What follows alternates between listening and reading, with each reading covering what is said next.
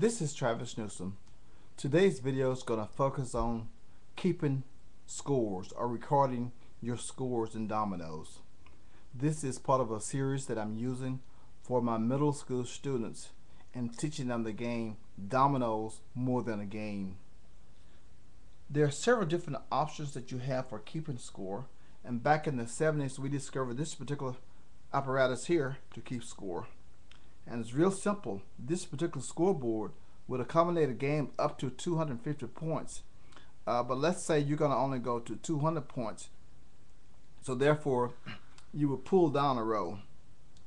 So the rest of the other 4 rows of each have a value of each has a value of 50 points. So if you score 5, you bring down 1 of these beads, and of course if you score 10, you bring down 2 beads. And you go on and on until you've completed all the rows of beads, which give you the desired points that you've agreed to go to. Now back in the early 2000s, we came up with a different method for keeping score, and we used chips. If you scored 10 points, you got a 10-point chip. You scored 5 points, then of course you got a 5-point chip. And if you scored 20 points, you could have 2 5-point chips and a 10-point chip.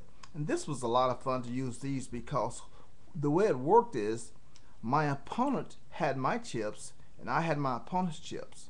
So when I would call a score, my opponent would have to give me my chips.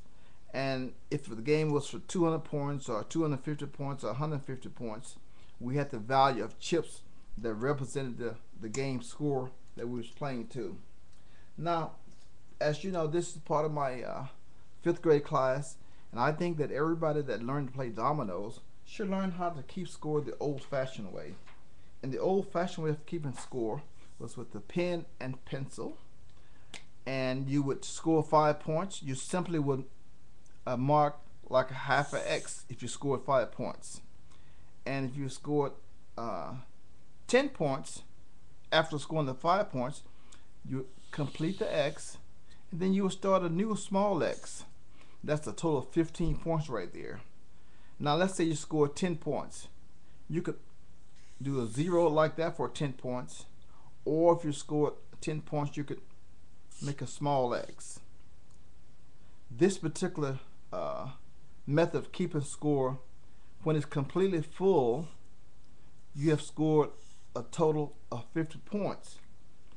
And if you're going to go to a score of 200 points, then naturally you have to get 4 of those completed.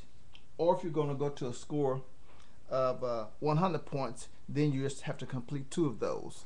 This is the old-fashioned way of keeping score, and I think that all kids that are learning to play the game of dominoes need to learn how to keep score the old-fashioned way. Feel free to contact me if you got questions. My website is www.ndld6.com, and I will be happy to chat with you regarding any of the videos that we have at my website.